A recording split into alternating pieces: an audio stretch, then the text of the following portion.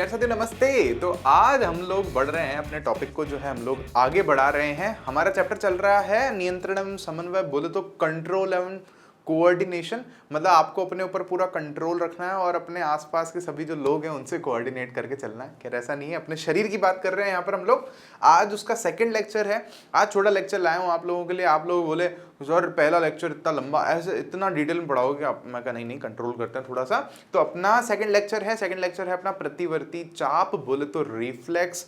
Arc या प्रतिवर्ती क्रिया बोलो तो वो सेम चीजें हैं।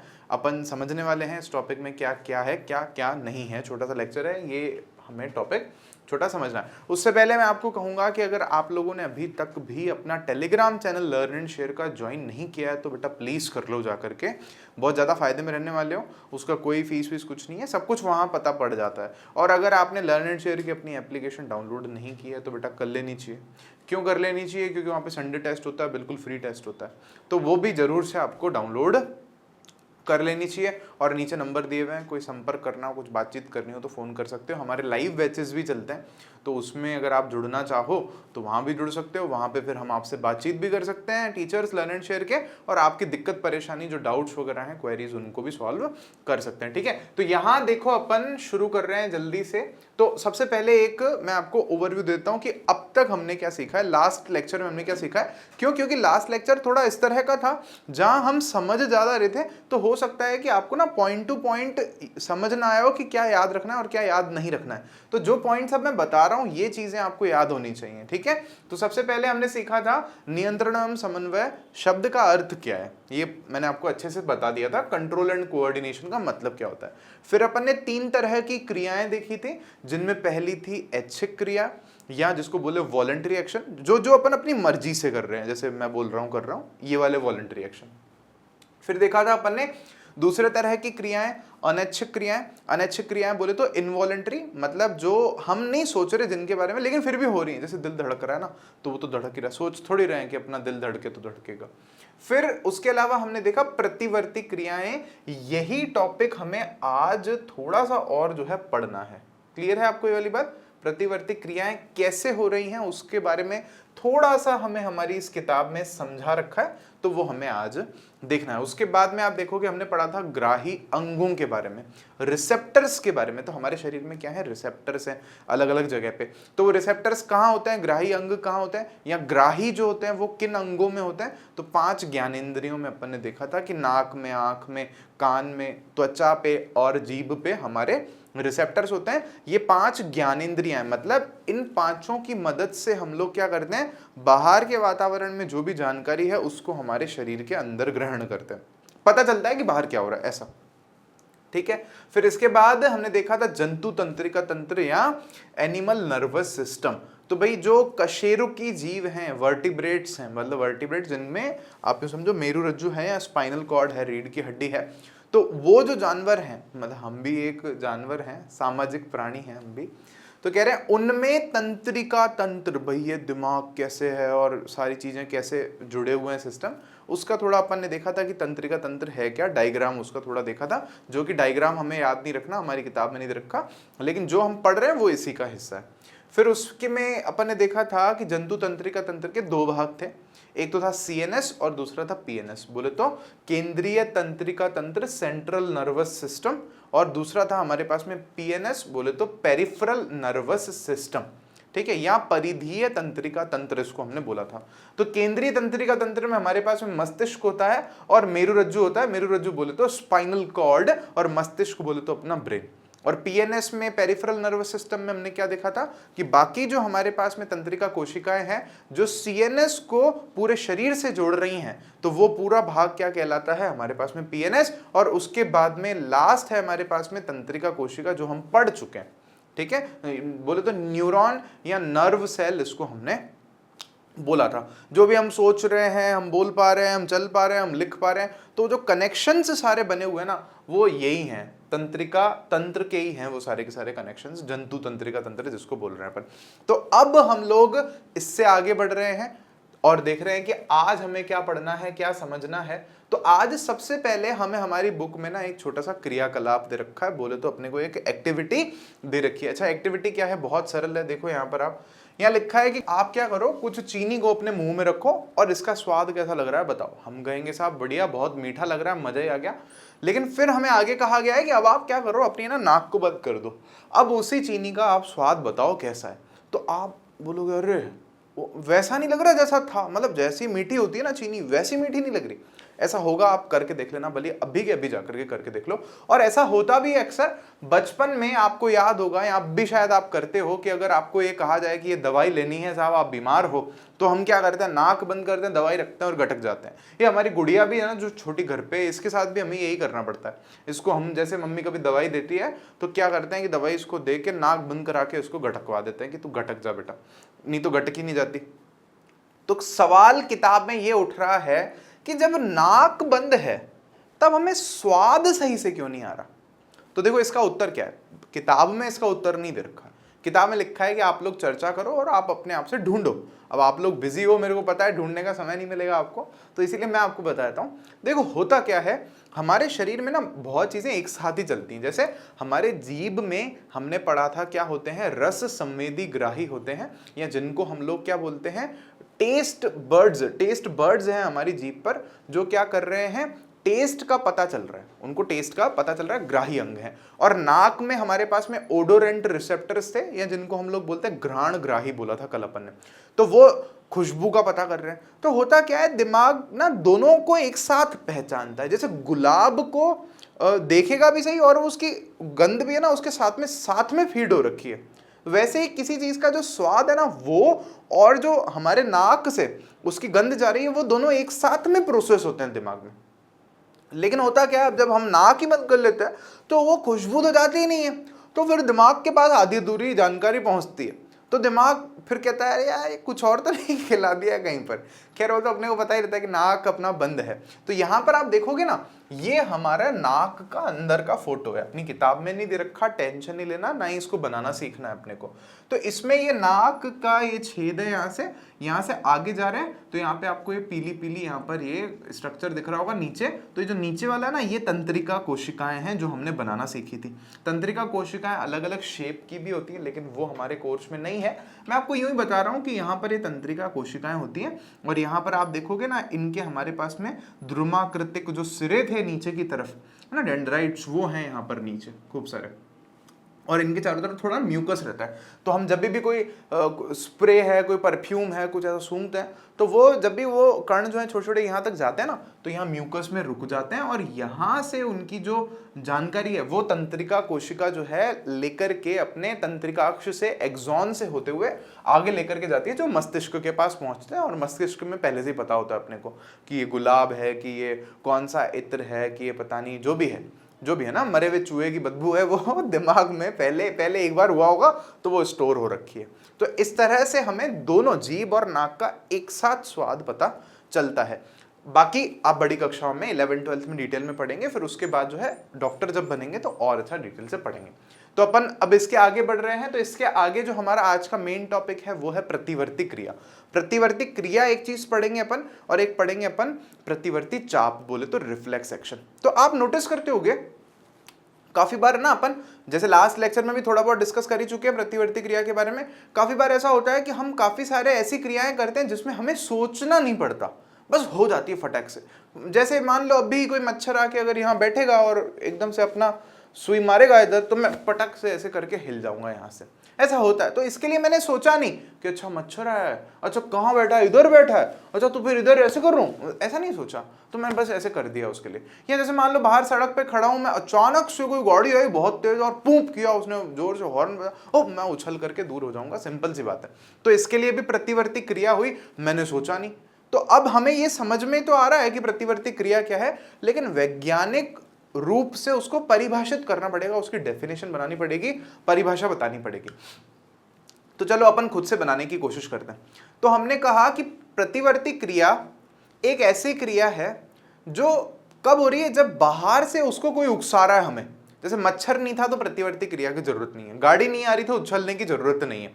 या जैसे किसी ने मान लो आपके क्लास में बैठे बैठे ऐसे पेपर का बॉल बना के आपके मुंह पे फेंका, तो आप एकदम से क्या करोगे, सबसे पहले हम अपना चेहरा बचाते हैं यहाँ पे, क्योंकि सबसे ज्यादा सेंसिटिव पोर्शन देखा जाए तो शरीर में यही है, हमें कद्र भी इसी की ज्यादा है, तो ऐसा करके हम अपने चेहरे को बचा लेते हैं। तो बाहर कोई ना कोई क्रिया हो रही है और उसके जवाब में हम प्रतिवर्ती क्रिया कर रहे हैं। सही बात है, प्रतिवर्ती क्रिया इसीलिए नाम दिया है इसको। तो बाहर वाली जो क्रिया हो रही है ना, उसको हम लोग बोलते हैं स्टिम्युलस इंग्लिश में, या हिंदी में इसको हम लोग बोलते हैं उद्दीपन। क्या बोलते हैं? उद्दीपन। अभी लिखा हुआ देख लेंगे अपन। तो हम कह रहे हैं कि बाहर कोई उद्दीपन हो रहा है और उसके प्रति उत्तर में, मतलब उसको उत्तर देने के लिए हम क्या करते हैं, एक क्रिया करते हैं, जो कि कैसी क्रिया है? तात्क्षणिक क्रिया है, मतलब लगभग उसी के उसी समय हो रही है, हैंड टू हैंड हो रही है, टाइम नहीं लग रहा है उसके होने में। और ये अनैच्छिक है, हमने थोड़ी सोचा इसके लिए, है ना, ये बस है। और आपको जानकर के हैरानी होगी कि ये जानवरों में भी है। अच्छा, जानवरों में किन में? जैसे मान लो कि ना, एक आप सोच के देखो, चूहा है। अभी वो चूहा हमारे जितना सोचने में एक्सपर्ट नहीं है, लेकिन वो चूहा बैठा है और वो कुतर कुतर कर रहा है। यहाँ पे तार भी खाया जाता है हमारे, कुतर कर जाता है, कुतर जाता है, कभी कभी आ जाता है तो बड़ा नुकसान करते हैं। लेकिन मान लो चूहा बैठा है, रोटी खा रहा है अपनी, सिंपल है। तो इतने में ही बिल्ली आई पीछे से, चूहे को हल्की सी भनक लगी, आहट लगी खाली, और भाग गया रोटी छोड़ करके। तो क्या है? प्रतिवर्ती क्रिया। उसने उसने सोचा भी नहीं कि अच्छा आहट आ रही है, अच्छा बिल्ली हो सकती है क्या, फिर वो बिल्ली तो खा जाएगी मेरे को, फिर तो गड़बड़, भागो। ऐसा नहीं, इतना सोचता तो पकड़ ही लेती उसको बिल्ली, या हम भी अगर पास में पहुंच रहे तो वो भाग जाता है। सभी जानवरों में आप देखोगे, छोटे मोटे कीड़े वीड़े हैं, जैसे कुछ आवाज होती है गुम हो जाते हैं। वो नहीं, क्रिकेट होता है जो रात को टर टर टर टर साउंड करता है, अंधेरा अंधेरा हो जाता है, तो आप देखोगे ना, जैसे ही मान लो आपके घर पे कहीं आ गया, आप जैसे ही जाओगे लाइट जलाओगे, चुप हो जाएगा, हल्का सा आहट होगी, चुप हो जाएगा सब, फिर आप सो जाओगे जाके, फिर वो वापस चालू हो जाएगा अपना। ये सब में है। हिरण है, खा रहा होगा, खा रहा होगा, खा रहा होगा, खा रहा होगा, ध्यान चारों तरफ रहता है उसका, पानी पी रहा होगा, पी रहा होगा, पी रहा होगा, हल्की सी आहट हुई शेर का, उसको भनक लगा, वो भाग जाएगा वहां से, वो रुकेगा ही नहीं वहां पे। तो ये अगर हम देखें ना, विकास के प्रक्रम में, भाई जो विकास हुआ है जीवों का, तो जैसे जैसे जीव विकसित होता गया ना, तो उनमें क्या है, ये प्रतिवर्ती क्रिया जो है, या जो प्रतिवर्ती चाप हम लोग पढ़ने वाले हैं, ये उनके सिस्टम में फीड हो चुका है, उनके अंदर फिट हो चुका है, इसी कारण वो जिंदा है। बल्कि आप ये देखो कि उन जानवरों में तो है ही जिनमें दिमाग ज्यादा विकसित नहीं हुआ है, क्योंकि सोचना पड़ रहा है ना भाई। हम तो चलो फिर भी बहुत जल्दी सोच लेते हैं इंसान लोग, तो हम तो एक बार के लिए सोच करके भी एक्शन ले सकते हैं। लेकिन काफी सारे जानवर ऐसे हैं जो सोच नहीं सकते ना, दिमाग इतना विकसित नहीं है उनका। तो वो लोग अगर सोचने बैठे हैं, वो जानवर अगर सोचने बैठे हैं कि हाँ साहब बड़ा जानवर हो सकता है, खा जाएगा, इंसान है, गोली मार देगा, तो वो तो मर ही जाएंगे तब तक। तो उनमें ये प्रतिवर्ती क्रिया तो भगवान का वरदान है, आप यूं समझो। वो जिंदा ही इस कारण है, प्रतिवर्ती क्रिया के कारण। और बल्कि यही नहीं, हमारे शरीर में भी अगर हम देखें ना, तो हमें जिंदा रखने में भी प्रतिवर्ती क्रिया हमारी बहुत ज्यादा हेल्प करती है। नहीं तो हमारी आंखें डैमेज हो चुकी होती सूरज की रोशनी में। भाई हम सोचना अगर पड़ता, मान लो सूरज की रोशनी में जाकर के, अरे आंखें थोड़ी ना पुतली छोटी हो जाए, छोटी कर लेते हैं, तो अपने तो क्या आंखें खराब ही हो जाती तब तक। तो ऐसे कि 10-15 बार हो जाए, ज्यादा बार हो जाता तो आंखें खराब ही हो जाती। तो प्रतिवर्ती क्रिया क्या है? एक अनैच्छिक क्रिया है, तात्क्षणिक है, उसी क्षण होती है, और किसी के प्रति उत्तर में होती है। प्रति उत्तर मतलब बाहर से कोई उद्दीपन होगा, कोई ऐसी घटना होगी जो हमें उकसाएगी और हम रिएक्शन कर देंगे, उसी को प्रतिवर्ती क्रिया या रिफ्लेक्स एक्शन बोल रहे हैं। यही हमने परिभाषा लिखी है कि प्रतिवर्ती क्रिया किसी उद्दीपन के प्रति उत्तर में होने वाली एक अनैच्छिक क्रिया है, जिसके बारे में हमें विचार नहीं करना पड़ता, और ये कैसी है, लगभग तात्कालिक है, तात्क्षणिक है, उसी क्षण हो जाती है। बहुत ही प्यारी परिभाषा है, आप लिख लेना इसको अपने पास में कहीं पर। एनसीईआरटी में भी ऐसी परिभाषा नहीं लिखी हुई है। फिर इसके बाद में हम देखें तो उदाहरण के लिए हमने लिखा कि भाई सड़क पर देखा कोई गाड़ी अचानक से आ रही है, हम वहां से हट गए, अचानक से हटे। किसी गर्म वस्तु को हमने हाथ लगाया, कभी कभी होता है ना, मम्मी चाय कुछ दूध दे के आती कि ले पी लेना, तो हमें ध्यान नहीं होता, अपन अपने तो किताब हाथ में, गाने सुन रहे हैं, और ऐसे टच किया तो हो गया, इतना गर्म है क्या, मम्मी बता के तो जाते। तो लेकिन हाथ हम तुरंत वहां से हटा देते हैं। अगर हम सोचने बैठते तो हाथ हमारा जल जाता है। ये बात पूरी ना एनसीईआरटी में समझाई हुई है, जो मैंने आपको जानवरों वाली बात बताई है ना, कि कम विकसित जिन जो ज्यादा सोच नहीं सकते जल्दी जानवर, उनमें तो ये बहुत जरूरी है। हम इतना तेज सोच लेते हैं तो भी हमें ये जरूरी है। नहीं तो सोचो आप अपन गरम गरम पतीले को हाथ लगा ले चाय के को, और सोचना पड़े कि अच्छा गर्म है, हटा लेते हैं, तो इतने में हाथ जल जाएगा हमारा। तो हमारे लिए भी बहुत ज्यादा जरूरी है। वैसे आंखें बंद कर लेना धूप में, एटसेट्रा एटसेट्रा। इसके बाद में एक छोटी सी बात हमें और पढ़नी है, जो हमें किताब में दे रखी है। इसको हम लोग बोलते हैं प्रतिवर्ती चाप, या इसको बोलते हैं हम लोग रिफ्लेक्स आर्क।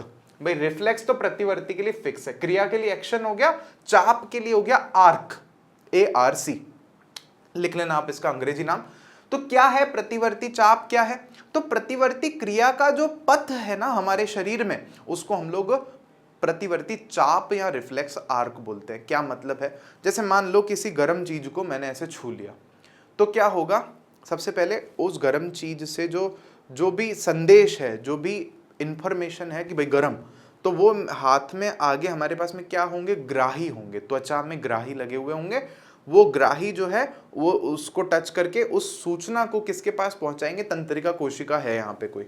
तंत्रिका कोशिका यहाँ पे जो है, वैसे मैं आपको बता देता हूं, वो है संवेदी कोशिका, संवेदी तंत्रिका कोशिका, सेंसरी न्यूरॉन जिसको हम लोग अंग्रेजी में बोलते हैं। संवेदी, संवेदना आ रही है उसमें, इंफॉर्मेशन ले ली, वो ले जाएगी उसको आगे, यहाँ से यहाँ से यहाँ से और यहाँ तक लाएगी उसको। आगे का क्या होगा वो मैं अभी आपको बताता हूँ। दिमाग पे नहीं, पहले से ही क्रिया हो जाती है, कुछ एक्शन हो जाता है, तो वो यहाँ पे आएगी और यहाँ से फिर जो दूसरी कोशिका है, तंत्रिका कोशिका, वो जानकारी को लाएगी कि भैया हाथ हटा लेना चाहिए, तो खतरनाक हो रहा है जो भी हो रहा है यहाँ पे। तो जानकारी आएगी, हाथ हटाओ, हाथ हटाओ, हाथ हटाओ। यहाँ पे दूसरी तंत्रिका कोशिका लाएगी, तो यहाँ पे ये हमारी कौन सी पेशी कोशिका है? मसल है ना, हाथ की जो भी यहाँ पे मांस वास है, इसके अंदर जो कोशिका है, उत्तक है जो, तो उसके पास जानकारी लाएगी कि आप यहाँ से इधर से हाथ को हटा लो। वो तो है ही, चलो कलाई पे भी जाएगी, यहाँ से बोला आप हटाओ हाथ को, तो यहाँ पे यहाँ तक लाएगी जानकारी। और यहाँ पे जो काम करने वाली जो हमारा अंग है, ये जो तंत्र पेशी कोशिका है, तो वो वहां से हट जाएगी, हाथ हट जाएगा, अपन बच जाएंगे। तो ये पूरा रास्ता था ना कि जानकारी इस रास्ते से गई, यहाँ से मेरुरज्जु से होकर के वापस आई, तो इस पथ को हम लोग बोलते हैं प्रतिवर्ती चाप। अब वैसे तो यहाँ पर प्रतिवर्ती चाप निम्नानुसार होता है, ऐसे करके हमने बता रखा है कि क्या क्या क्या कैसे कैसे हो रहा है, लेकिन अपन को एक चीज इसके पहले डिस्कस करनी है, फिर इसका डायग्राम हम बनाएंगे, फिर इस टॉपिक को हम लोग वापस समझेंगे। तो वो चीज क्या डिस्कस करना चाह रहा हूं मैं, आप ये समझना, बहुत सिंपल बात है भैया। अगर है ना हमको हर क्रिया के लिए सोचना पड़े तो गड़बड़ है। ऐसी छोटी मोटी क्रियाओं के लिए हमारा शरीर का बहुत ज्यादा नुकसान हो जाएगा। और इसीलिए अगर हर कोई जानकारी दिमाग में जाए तो दिमाग का कनेक्शन वैसे ही बहुत ज्यादा जटिल है, मतलब वहां पे तो सोचने वाली बात हो जाएगी।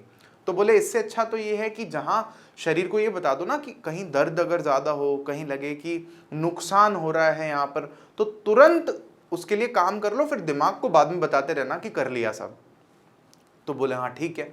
तो इसके लिए फिर ये हुआ कि जो तंत्रिका कोशिका संवेदना सूचना लेकर के जा रही है कि भैया खतरा है, नुकसान है, तो वो क्या करे, दिमाग में तो जाए, लेके बताए उसको, लेकिन उससे भी पहले उस कोशिका को ये बता दे, तंत्रिका कोशिका को, कि आगे वो अंग को जाके बोलो वहां से हटे, वहां नुकसान हो रहा है। तो ये दोनों जो जुड़ रही है ना कोशिकाएं, वो दिमाग से पहले ही जुड़ जानी चाहिए, ताकि एक्शन तो एक बार के लिए हो जाए, बच तो जाए अपन एक बार के लिए, बाकी बाद में निपटते रहेंगे। ठीक है, दिमाग को पता चलता रहेगा कि मच्छर था कि कोई और सांप था कि रस्सी थी, बस अंधेरे में डर तो जाते ही है, रस्सी और सांप भाग जाते हैं सब छोड़ करके। समझ रहे हो आप इस बात को? दिमाग के पास इंफॉर्मेशन भली बाद में जा रही है, लेकिन एक्शन हो जाना चाहिए तुरंत के तुरंत। तो हम देखते हैं कि ये फिर कहां पॉसिबल है, ये पॉसिबल है हमारे मेरुरज्जु में, या जिसको हम लोग बोलते हैं क्या, स्पाइनल कॉर्ड। स्पाइनल कॉर्ड क्या है? एक बंडल है जिसमें खूब सारे जो तंत्रिका कोशिका हैं, जो न्यूरॉन्स है ना, वो हैं उसमें से निकल रहे हैं खूब सारे, तो बंडल है। और वो सारे फिर उसी से सूचना जो है दिमाग के पास जा रही है, और दिमाग से उसी से होते हुए पूरे शरीर में जा रही है। तो क्यों ना ये सूचना यहाँ पहुंचे और यहीं से दूसरी कोशिका को मिले, और वो दूसरी तंत्रिका कोशिका हाथ में ले जाए, या जहां पर भी जिस भी अंग में उसको जरूरत है, और फट से वहां पर एक्शन हो जाए फटाफट, और साथ ही साथ में फिर जो सूचना है वो दिमाग के पास भी चली जाए। आई होप आपको समझ में आया होगा।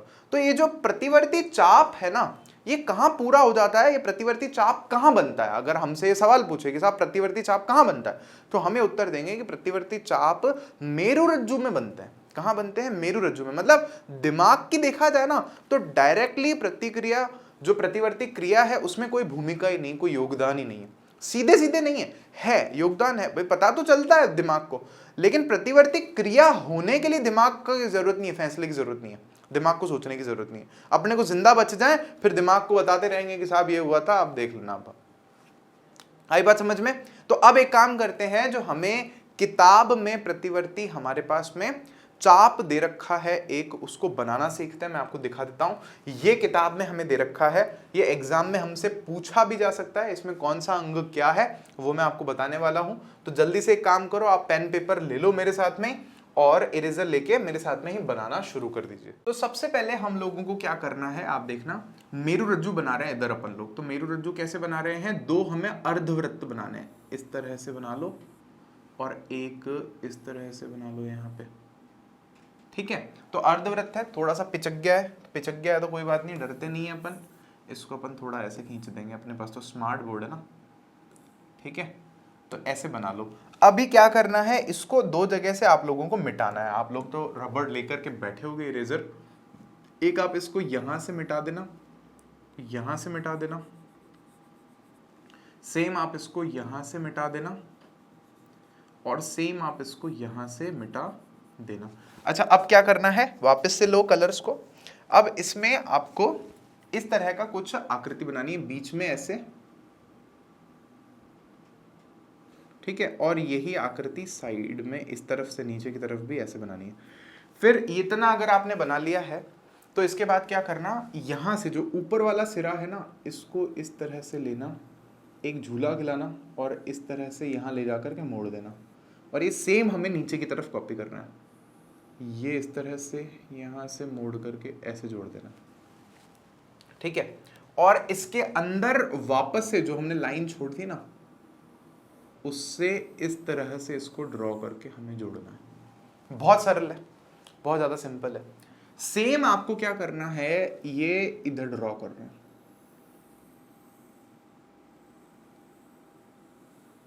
इस तरह से, और इसको हमें इस तरह से बना देना है। मेरे को लग रहा है उधर थोड़ा छोटा बना है, इधर थोड़ा बड़ा बना है, वो बना है जो बना है आप देख लेना। अभी उसके बाद में हमें एक तितली बनानी है। तितली उड़ी बस में चढ़ी, ऐसा बचपन में एक कविता थी, मेरे को आगे याद नहीं। अभी यहाँ क्या करना है, एक तितली बनानी है हमें इस तरह से,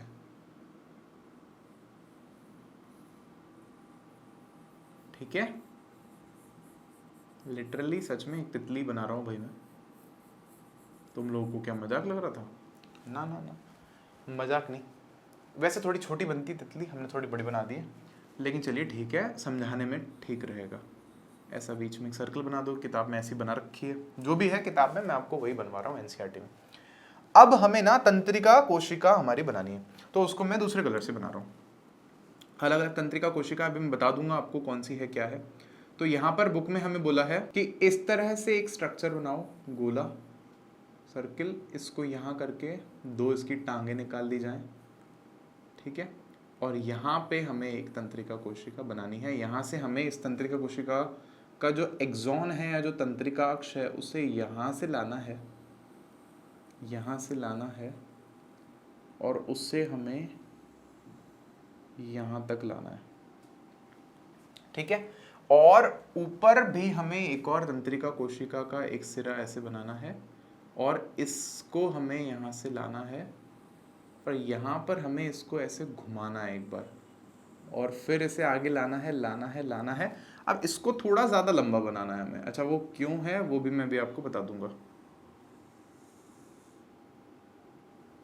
ठीक है। इस तरह से हमें इस डायग्राम को इतना बनाना है। फिर इसके बाद में हमें क्या करना है, हमें हाथ बना रहे हैं। जैसे हम हाथ का किसी गर्म चीज़ को अगर हम जब छू लेते हैं तो उसके लिए प्रतिवर्ती क्रिया या प्रतिवर्ती चाप क्या है वो यहाँ पर समझा रहे हैं। तो वो देखो कैसे करना है हमें। तो हम क्या करेंगे, यहाँ पर हाथ बनाएंगे, मानव हैंड, ह्यूमन हैंड, वाओ। तो यहाँ पे मान लो ये हमारे हाथ का ही वो है,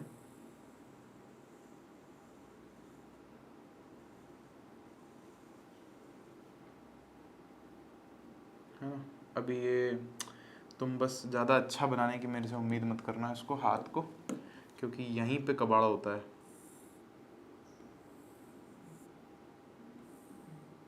ये मान लो गरम गरम पतीला है कोई, तो इसको हमारा हाथ पीछे की तरफ से लग गया है और हमें गरम गरम महसूस हो रहा है,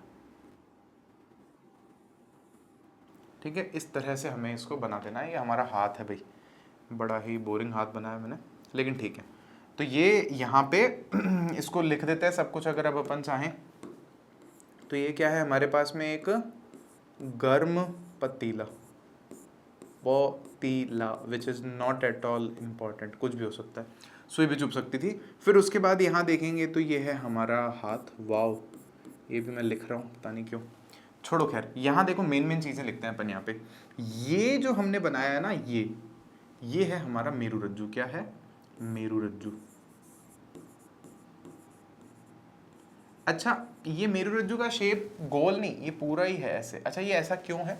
तो आप यूँ करना ना, रीढ़ की हड्डी जो है ना हमारी, उसकी फ़ोटो देखना कभी ऊपर से, आप उसका क्रॉस सेक्शन वगैरह करके नेट पे ढूंढना, तो आपको समझ में आएगा कि ऐसे वो पूरा पूरा ऐसा स्ट्रक्चर रहता है वो। तो आपको समझ में आ जाएगा कि ऐसा हमने इसको क्यों बनाया। तो ये मेरुरज्जु हो गया। अब ये मेरुरज्जु, और सिर्फ इतना ही नहीं, बुक में थोड़ा सा इसको और बना रखा है, ऐसे बना रखा है बुक में, पीछे की तरफ ऐसे लाइनें खींची हुई हैं 3, ठीक है, इधर, और उस पर लिखा हुआ है मस्तिष्क की ओर सूचना, ऐसा कुछ लिखा हुआ है। तो अपन लिख देते हैं मस्तिष्क की ओर।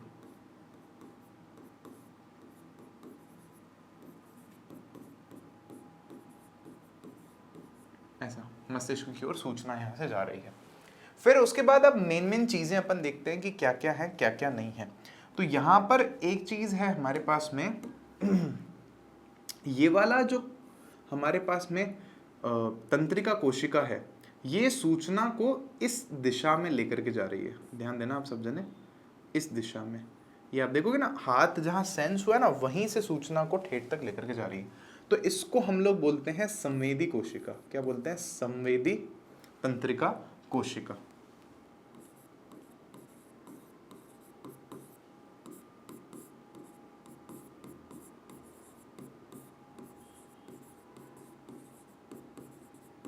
संवेदी तंत्रिका कोशिका, ये जानकारी ले गई यहाँ यहाँ यहाँ यहाँ यहाँ। और आप सोचोगे सर ये बीच में ऐसे घुमाया क्यों है? तो ये घुमाने के पीछे भी रीजन है, बड़ी कक्षाओं में आप पढ़ोगे। यहाँ पे खूब सारे जो है हमारे पास में सेल बॉडी होते हैं। बोले तो जो तंत्रिका कोशिका का जो आगे का बड़ा वाला हिस्सा होता है ना, वो यहाँ पर काफी सारे इकट्ठे होते हैं, ऐसी जगहें होती हैं ये वाली। फिर यहाँ से आगे गए, अब यहाँ पर हमें देख रहे हैं कि मेरुरज्जु में भाई सूचना मस्तिष्क की ओर तो गई है, लेकिन एक्शन यहीं से हो गया। तो ये प्रतिवर्ती चाप समझ में आ रहा है, एक्शन यहीं से हो गया।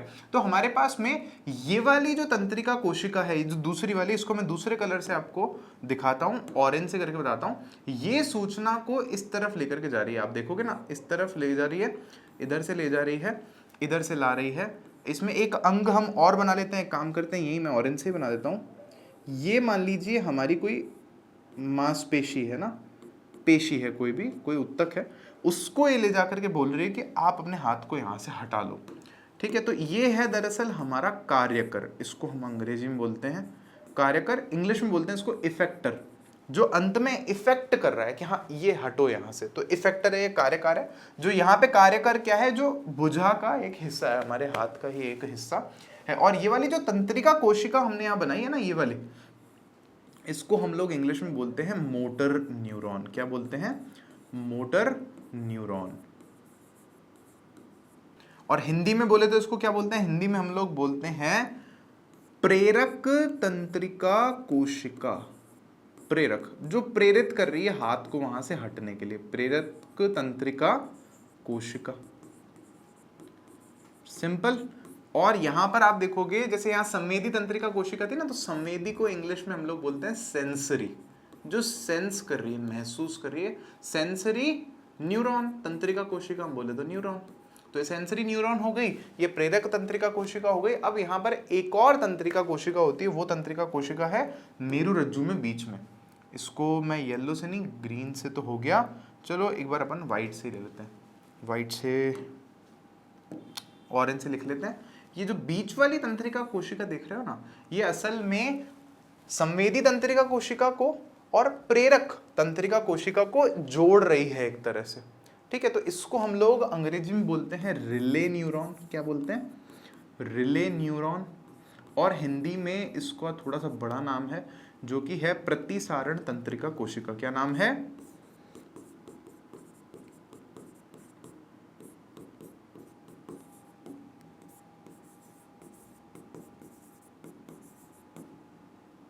तो ये हमने यहाँ पर डायग्राम बना दिया। अब मुझे उम्मीद है ना आपको पूरा समझ में आ गया होगा। ये केवल हाथ के लिए नहीं, बाकी पूरे शरीर के हिस्सों के लिए भी है। एक चीज और याद आ गई, मैं आपको इंटरेस्टिंग बता देता हूँ कि ये जो हमारा मेरुरज्जु है ना, ये यहाँ मोटा होता है, फिर नीचे आते आते यहाँ पे आते आते पतला हो जाता है। अच्छा ऐसा क्यों है? क्योंकि ऊपर से कोशिकाएं खूब सारी हैं इसमें, तंत्रिका कोशिकाएं, फिर जैसे जैसे नीचे जाता जाता है तो वो बाहर निकलती जाती हैं दिल की तरफ, इधर उधर इधर उधर इधर उधर, वो कम होती जाती हैं होती जाती हैं होती जाती हैं, और फिर जो तंत्रिका कोशिकाएं बस टांगों वांगों में चली जाती हैं, जो कि परिधीय तंत्रिका तंत्र का हिस्सा होती है। तो सीएनएस का ये जो मेरुरज्जु है वो खत्म होता जाता है, एक तरह से पतला होता जाता है। बहुत इंटरेस्टिंग बात है, अपन ने जो तंत्रिका कोशिका की दिन की अपन बात करें ना, हमारे दिमाग में पता है कितनी तंत्रिका कोशिकाएं होती हैं? ऐसा पढ़ रहे 100 बिलियन। और उन्होंने एक दूसरे से पता है कितने कनेक्शन बना रखे होते हैं? बोला 1000 ट्रिलियन लिखा हुआ था। मेरा दिमाग खराब, मैंने कहा इतनी तो गणित नहीं आती भाई, बिलियन ट्रिलियन 1000 ट्रिलियन पता नहीं क्या क्या बोल रहे हैं लोग। तो मतलब एक एक जो न्यूरॉन है वो दिमाग में हो सकता है कि 10-10 हजार दूसरे न्यूरॉन से जुड़ा हुआ हो। एक इतना कॉम्प्लिकेटेड सर्किट बना कर रखा है ना जिसने भी बनाया अपना दिमाग, वो तो महान ही कारीगर है, उसका तो क्या ही बोले अपन कुछ। ठीक है, तो ये प्रतिवर्ती चाप का डायग्राम है जो आपको बनाना है, एग्जाम में भी आपसे पूछा जा सकता है। और अब जो है आप बुक में इस डायग्राम को जो है समझ पाओगे, अच्छे से देखोगे तो कार्यकर, भुजा में पेशी, और ये सब कुछ क्या है। और ये जो तितली जैसा शेप है और ये जो व्हाइट वाला शेप है, ये क्या होता है असल में? मेरुरज्जु में 2 हिस्से होते हैं, दिमाग में भी होते हैं, ग्रे मैटर होता है, व्हाइट मैटर होता है। तो वो अलग मैटर जो है वो अलग अलग जगह पर सिचुएटेड होता है, लेकिन अभी अपन ज्यादा उस पिक्चर को नहीं समझेंगे। ठीक है, अब इसके बाद में जो मैंने आपको बोला था ना कि बाद में आपको समझ में आएगा कि कैसे है हमारा जो प्रतिवर्ती चाप है वो कैसा होता है। तो सबसे पहले सूचना कहाँ आती है? ग्राही में आती है। ग्राही के बाद संवेदी तंत्रिका कोशिका सेंसरी न्यूरॉन में आती है, फिर वहां से मेरुरज्जु तक आती है। कहां तक आती है? मेरुरज्जु तक, दिमाग तक नहीं, मेरुरज्जु तक। फिर मेरुरज्जु से वो जो जानकारी है वो कहां पर आती है? प्रेरक तंत्रिका कोशिका पर आती है। प्रेरक तंत्रिका कोशिका उस जानकारी को लाती है, किसको देती है? ला करके जो इफेक्टर है, जिसको हम लोग बोल रहे हैं कार्यकर, काम करने वाला अंग है लास्ट में, तो काम करने वाले अंग को दिया तो हमारा हाथ वहां से हट गया या काम वहां से हो गया, प्रतिवर्ती क्रिया हमारी जो है पूरी हो गई है। आज के लिए इस लेक्चर में इतना ही रखते हैं। मैंने आपको बोला था छोटा सा लेक्चर रखेंगे आज, आप लोगों को ज़्यादा खून नहीं पिएंगे, अच्छे से पढ़ाएंगे आप लोगों को इंटरेस्ट के साथ में। अगला टॉपिक है हमारा मानव मस्तिष्क, तो वो पूरा मेरा मन है कि एक ही लेक्चर में अपन उसको पूरा कवर करेंगे। तो अगले लेक्चर के लिए भी आप तैयार हो जाइए, अपनी पेटी को जो है कस करके बांध दीजिए। चलिए, थैंक यू सो मच, मिलते हैं आपसे नेक्स्ट लेक्चर में, बाय बाय।